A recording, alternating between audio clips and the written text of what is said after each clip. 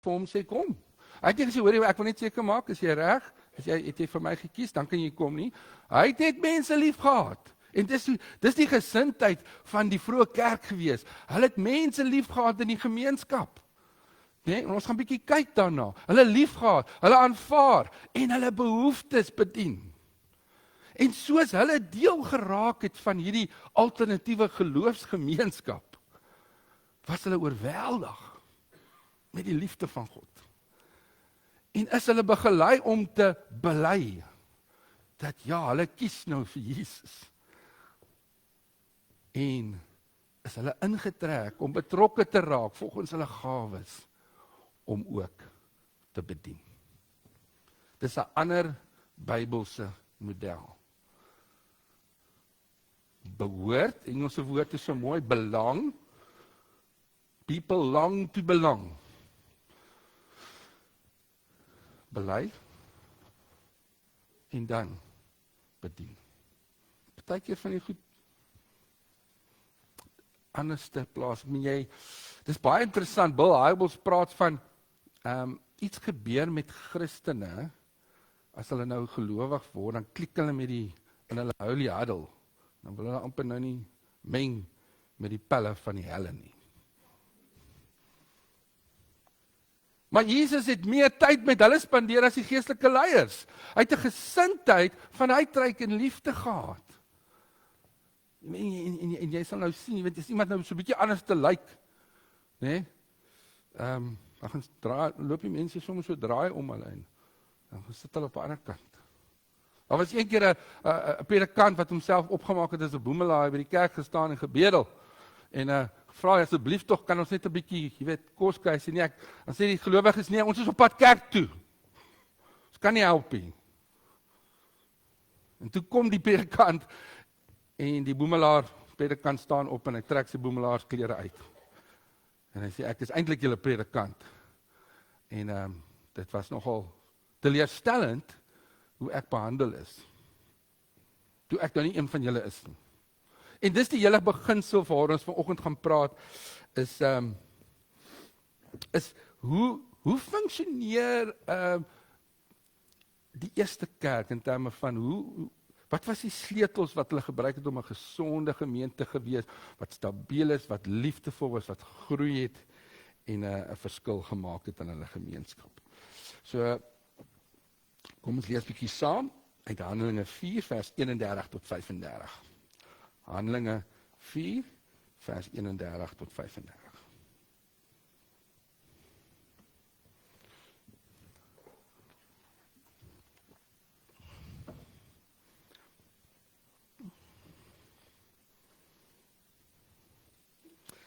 Nadat hulle gebid het die plek waar hulle bymekaar was geskud.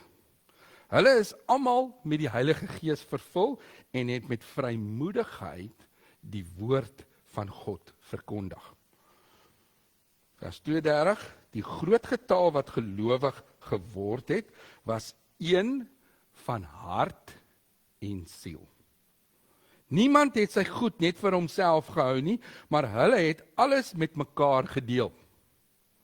Die apostels het kragtadig getuig dat die Here Jesus uit die dood opgestaan het en die genade van God was groot oor hulle almal. Nie een van hulle het gebrek gely nie. Want die wat grond of huise besit het, het dit verkoop en die verkoopprys daarvan gebring en vir die apostels gegee en die het dit dan uitgedeel volgens elkeen se behoefte. Mag die Here ook sy woord vandag aan ons seën. Net so 'n bietjie konteks te gee, Petrus en Johannes is in hoofstuk 4, julle kan dit op julle eie gaan lees. Hulle is voor die Joodse raad, die Sanhedrin, want hulle is nou gevange geneem, gearresteer, omdat hulle 'n man genees het by die tempel. En hulle is nou in die tronk gesit, en toe is hulle verbied om die naam van Jesus te bely. En toe sê hulle, ja, dis reg, hulle sal so maak. Dis mos wat hulle gesê het, nee. Hulle het vir hulle gesê, is dit belangriker om God te gehoorsaam of mense? En vir hulle was dit mense. Onthou, dis dieselfde disippels wat te bang was om te sê hulle ken vir Jesus toe Jesus gekruisig is en voor die Heilige Gees uitgestort is en hulle daar weggekruip in 'n kamertjie. Dis dieselfde disippels wat met vrymoedigheid en moed getuig. En hulle sê vir daai Sanhedrin, hoor julle, ons wil net vir julle sê, Jesus het opgestaan. Hulle wil dit wegsteek, hulle wil nie hê dit is 'n bedreiging vir hulle. Hulle sê, Jesus het opgestaan en julle het hom gekruisig. En hulle het ongelooflik bedreig gevoel. Maar daar was 'n vrymoedigheid om God se wil te gaan doen. Wat het die verskil gemaak? Is die Heilige Gees het kragtadig gewerk en was teenwoordig gewees. Hulle is toe vrygelaat en hulle het, want ek onthou nou na Jesus opgestaan het in Handelinge 2 is die Heilige Gees uitgestort en daar was 'n vrymoedigheid waarmee Petrus toe gepreek het en 3000 mense het tot bekering gekom en toe het dit nou alweer gegroei na 5000 mense toe. En daar was groei gewees en daar was lewe gewees, want die Heilige Gees het gewerk.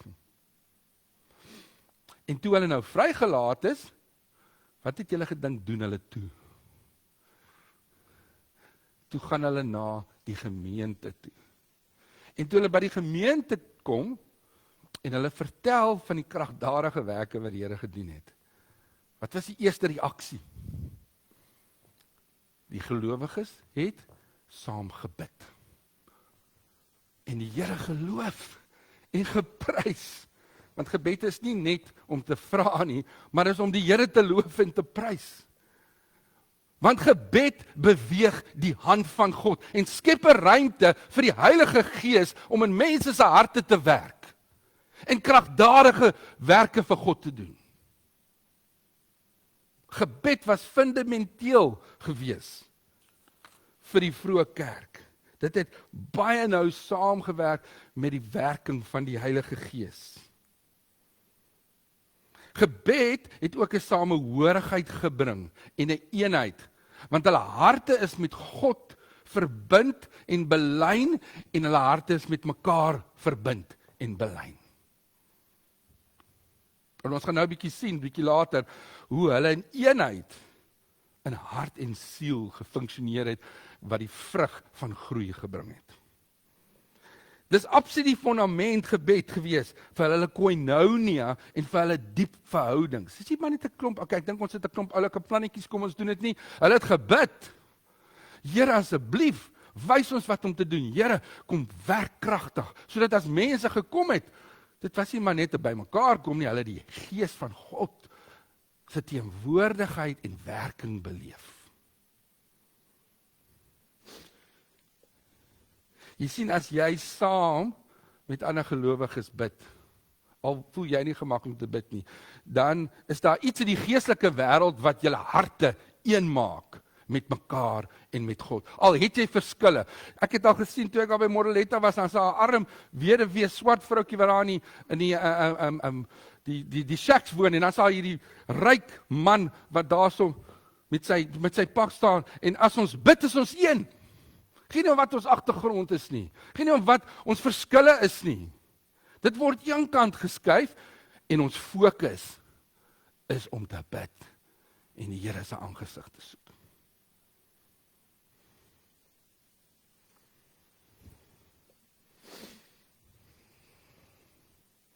Skep 'n ruimte om 'n nuwe band van eenheid te vorm. Dis waar vreemdelinge wat inkom, ervaar daar is familie. Jou gevoel as jy saam met iemand bid, die verskil wat dit maak. Alles het 'n stil gebed. Dis so snaaks toe ek vir Vrele, die Engelse woord is so mooi pursue het. Sy gaan nou vir my kwaad wees dat ek dit deel. Ek slaap in die ander kamer. Toe kry ek nou allerhande raad. En een van die goedes wat hulle sê, hoorie, as jy nou wil hê sy moet van jou hou, dan moet jy net, laat dit net vir haar lekker wees om by jou te wees. Dit moet nie vir haar sleg wees, dan gaan sy dit weer wil hê. Jy weet, lekker kan gesels en aktiwiteite gaan. Dis die een ding. Okay, as 'n paar van julle hier vang tips hoor, vang tips. Die ander ding wat hulle gesê het is, kry net Amma aan jou kant. So toe Amma kom kuier, toe help ek die ma en ek vat haar rond en baie lekker verhouding met die ma gebou.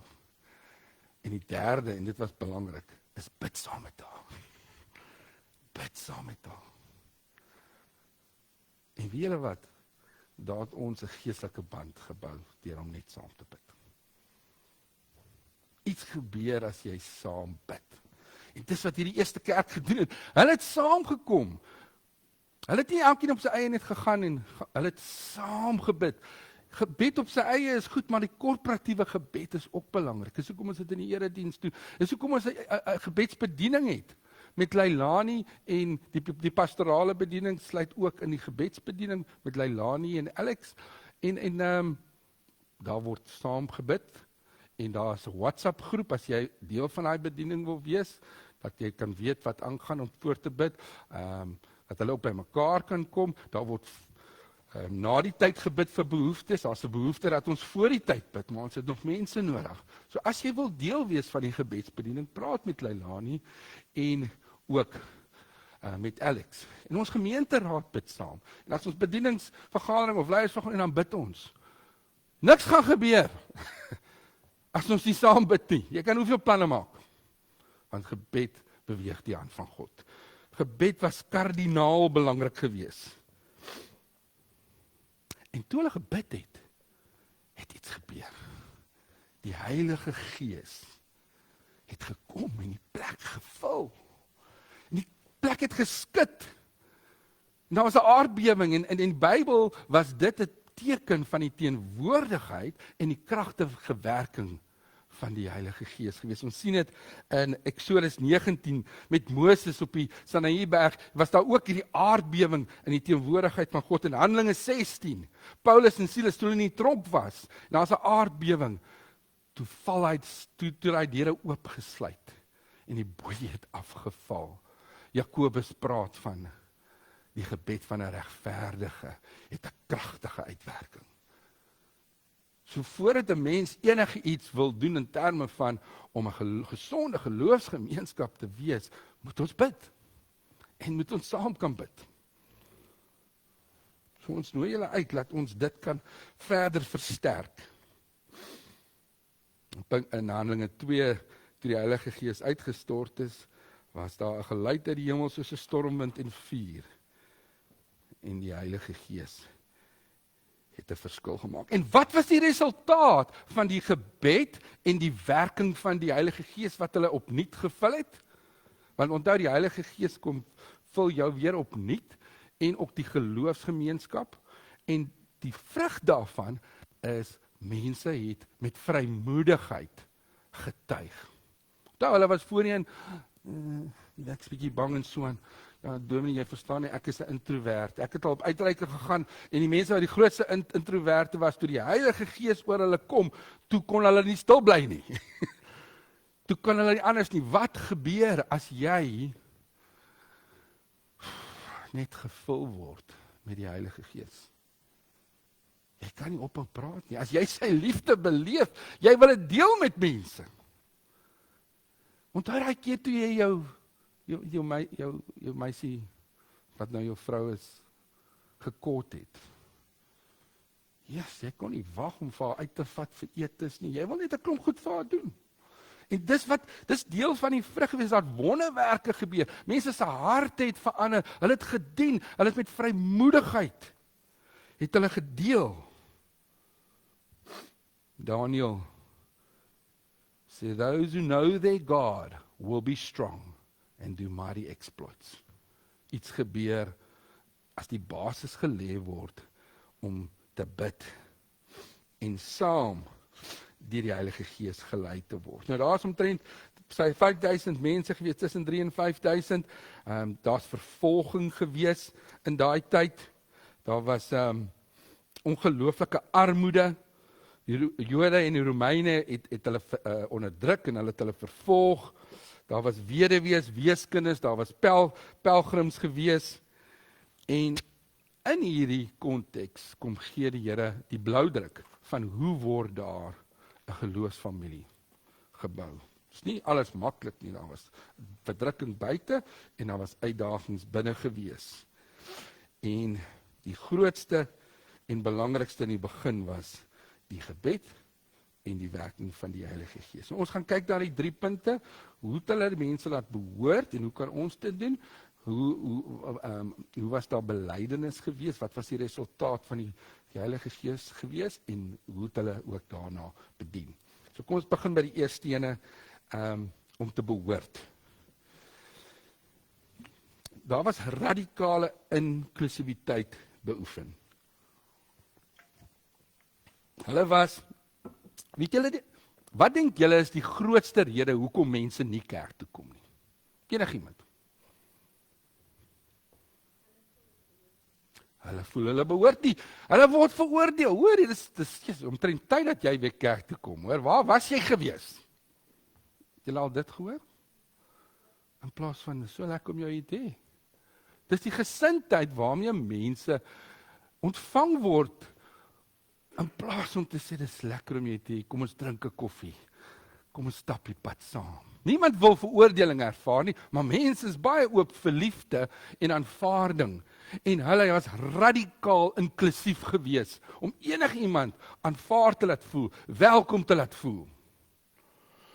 En gesê, hulle is deel, en hulle deel te maak.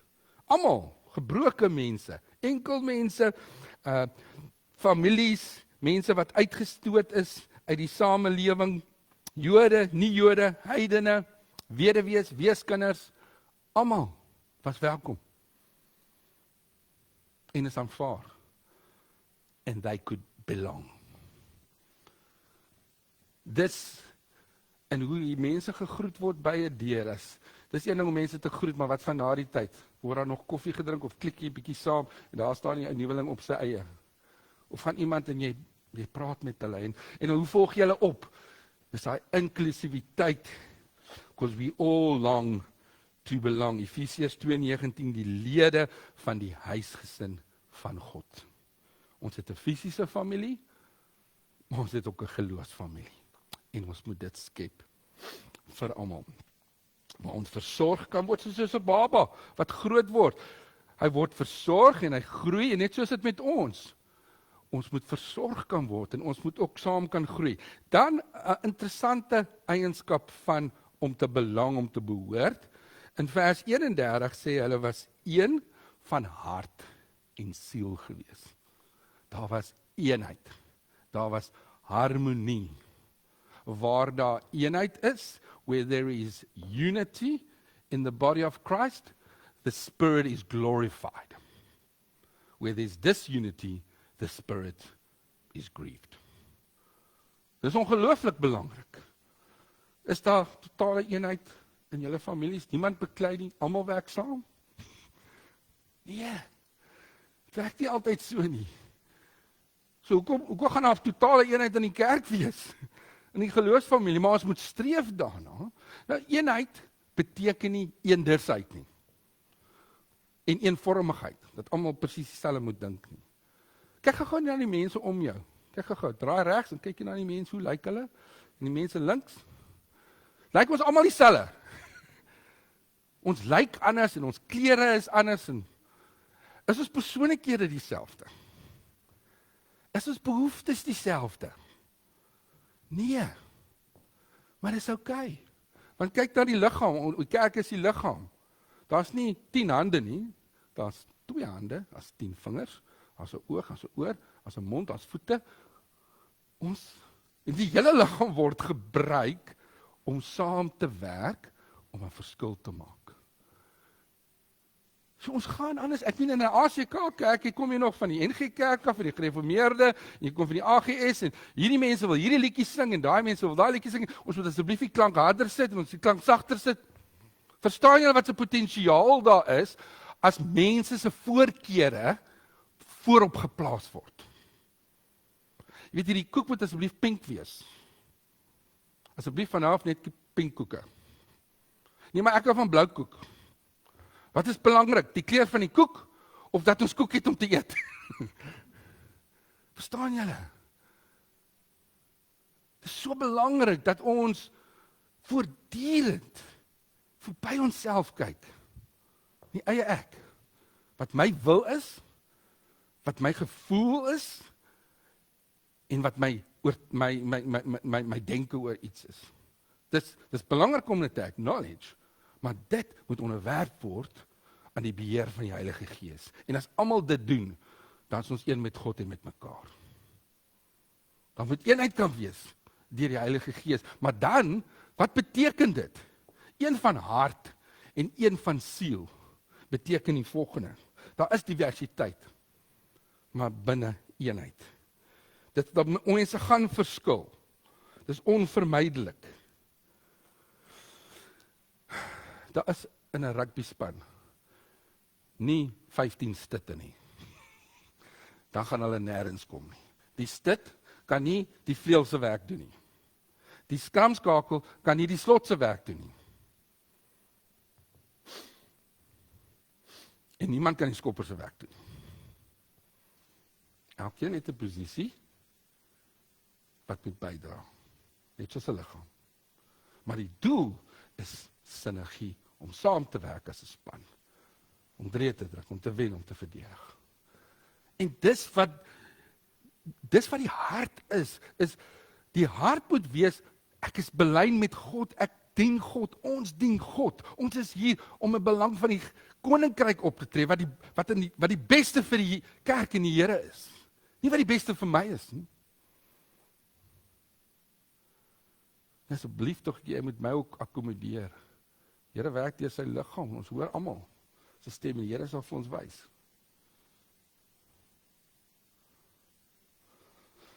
En wat is die ander ding? Dit is oor die doel. Ons skiet nie na mekaar nie en ons voorkeure nie. Ons sê, ons is hier om God se koninkryk in hart met God te kan hê vir sy koninkryk. En sy doel te bereik is om die mense te dien en op te bou. In siel.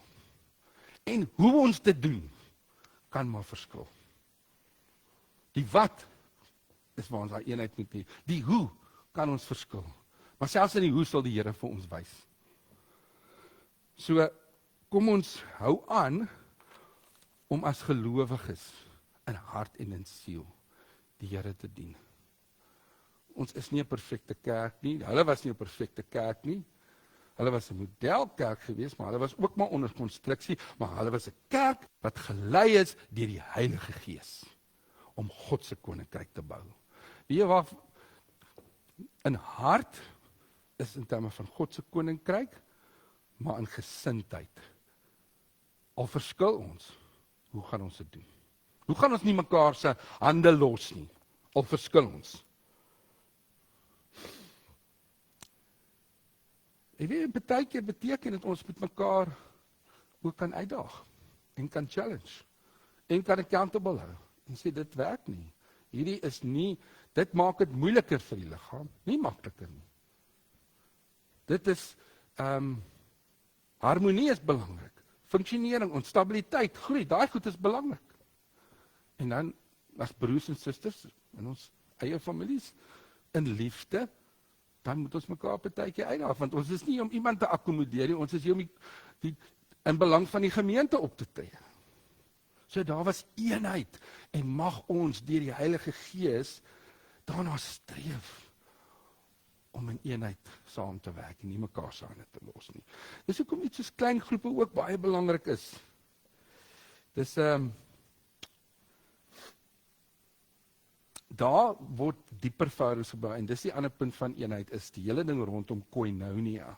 Wat is koinonia? Julle het al gehoor van die woord koinonia, nee? Dis seker een van die Griekse woorde wat almal ken. Wat beteken koinonia? Enigiemand?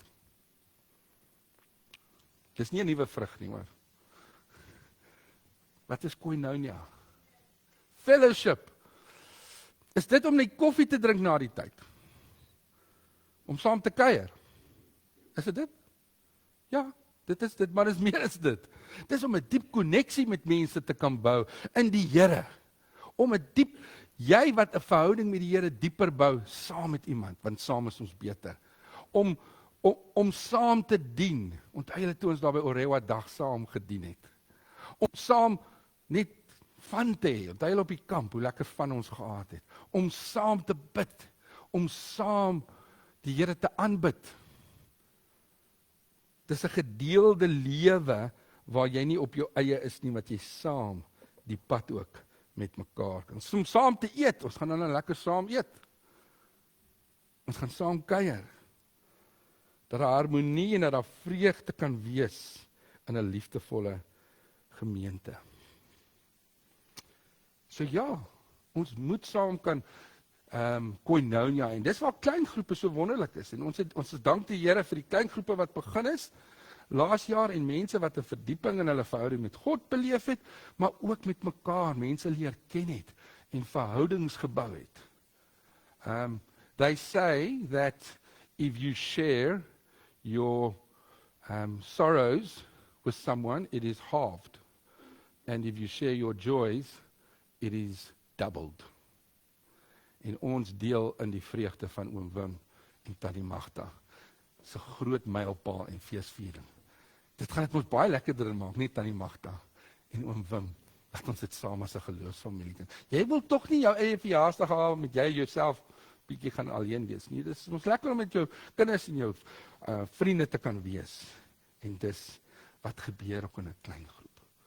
Koinonia, hulle het 'n byeenkoms gehad waar hulle 'n erediens gehad, 'n groot byeenkoms en 'n kleiner byeenkoms waar hulle nouer bande met mekaar kan bou. Dit raak die klein geloofsfamilie. So ons nooi julle uit. Daar's Narita sy die afkondigings gedoen. Sy lei vir ons die klein groepe. Kom besoek dit.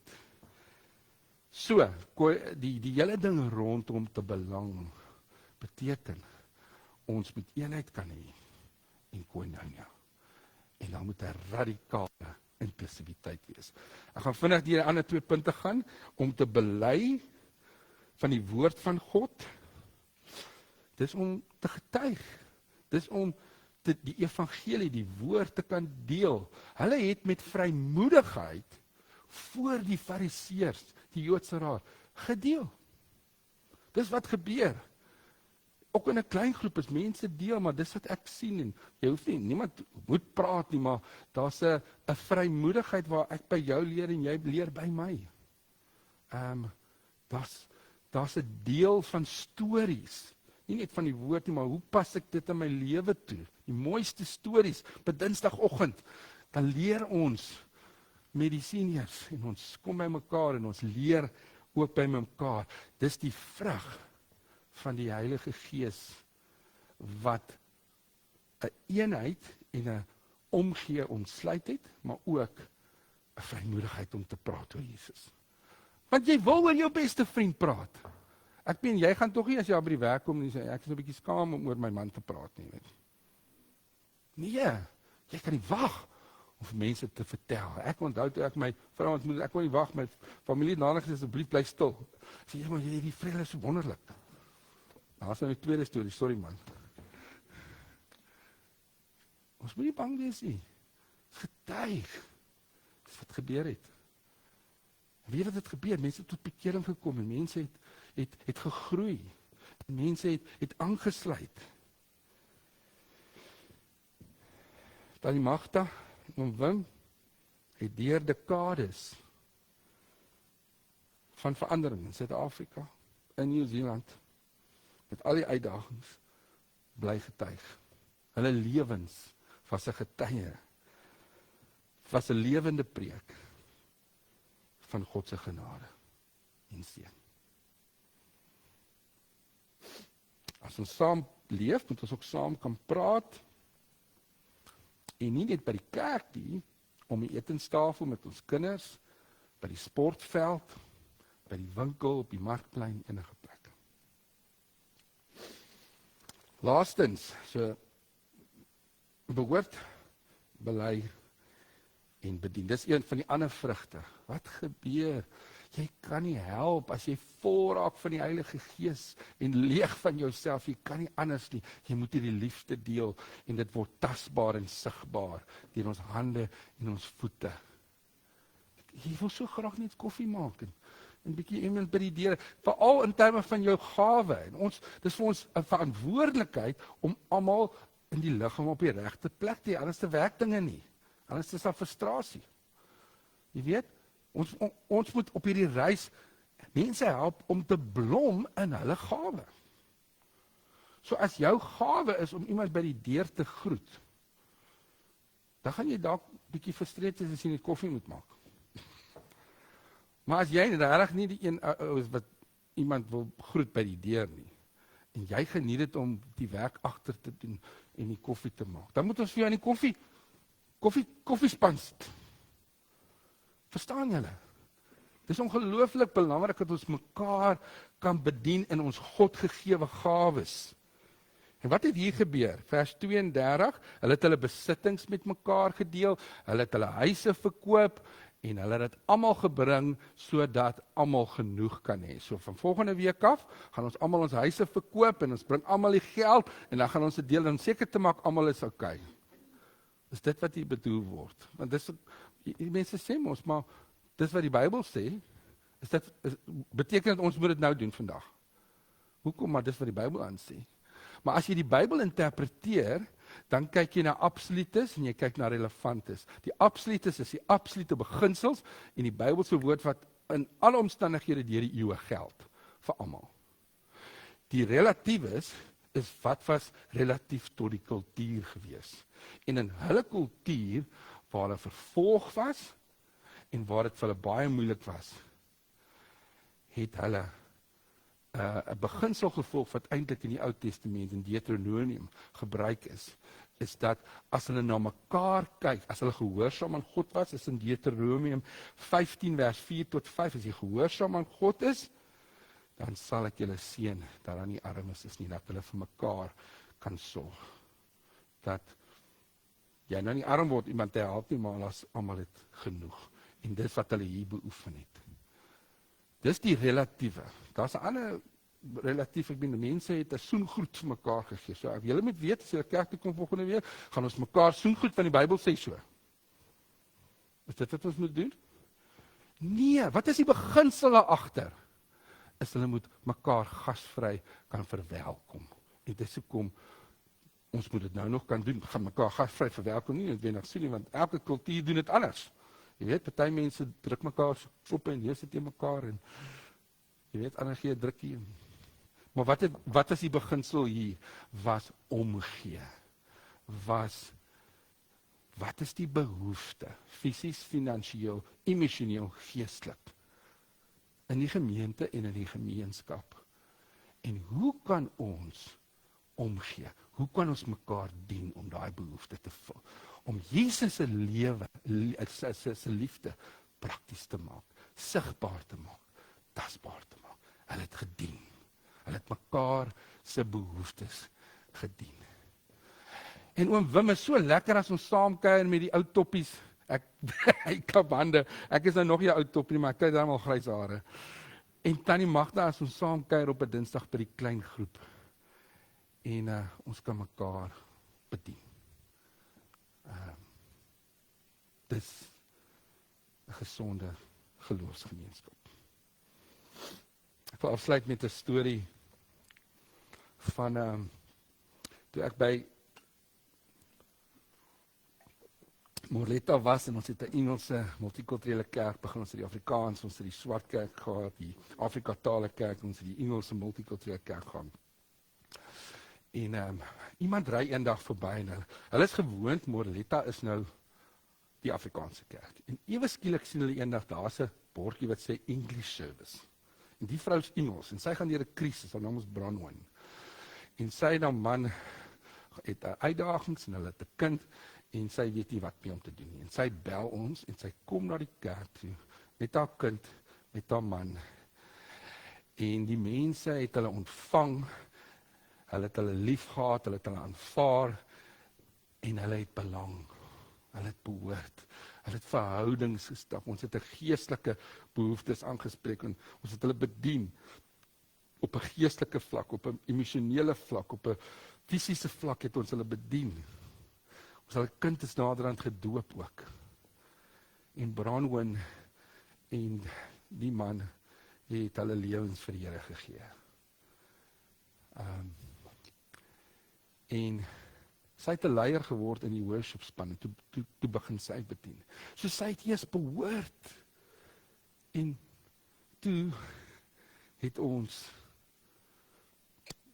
deur die werk van die Heilige Gees vaag begelei om te bely dat sy die Here ken en dien, en sy het begin bedien. En ons is nou nog vriende met hulle. En dit is wonderlik wat gebeur. Hulle het hulle ouers gebring en vriende gebring en mense het gekom. En hulle het ook deel geraak en hulle lewens vir die Here gegee. En hulle het ook betrokke geraak. En dit is die storie van die eerste geloofsgemeenskap in Handelinge 4. En dis die storie wat ons met die Heilige Gees vandag nog kan skryf.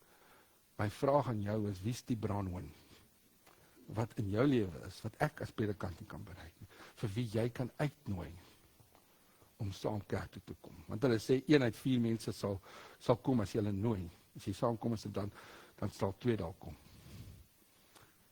En kom ons stap hierdie pad saam om deur die werk van die Heilige Gees aan God en mekaar te behoort. In hart en siel. Met blymoedigheid te bely van die opstanding van Christus. En mekaar se behoeftes te bedien met die liefde van God. Amen. Here Jesus, baie dankie dat U vir ons die voorbeeld deur U eie lewe en bediening gewys het, om 'n hart van liefde en omgee te hê, om mense te help om te bely, en volgens hulle gawes te dien en te deel, en ons weet, Here, die kerk in die Bybelse tyd, en selfs vandag, is maar die gebroke bruid. Ons is maar 'n werk, 'n work in progress. Daar's maar altyd jakkalsies, Here. Maar onder beheer en bestuur van die Heilige Gees, nie ons wil, nie ons emosie, nie ons gevoel, nie ons idee nie, maar onder God se plan. Weet ons dat ons kan blom. En dat ons as liggaam van Christus kan blom. Dat ons kan behoort en groei en met vrymoedigheid deel van die wonderlike werk wat hy doen. Kan ons mekaar bedien met die liefde van Christus. Mekaar omgee. En saam die geestelike pad stap. Ons loof en prys U, Here, vir deel van ons familie, ons oudste lidmate, Hy mag dan oom Wim, vir hulle lewe, vir die getuienis van hulle lewe, dat hulle aan ons behoort en aan U behoort, dat hulle lewens getuig van 'n lewende verhouding met God, en dat hulle ook in U koninkryk die gemeente en vir U koninkryk kom eer het en dien het, Here. Ons vra U seën oor hulle, ons dankie vir hulle lewens, en gebruik hulle om 'n verdere seën te wees. In Jesus naam. Amen. OK, ons gaan nou saam staan, en ons gaan nou 'n lied sing. En die lied is vir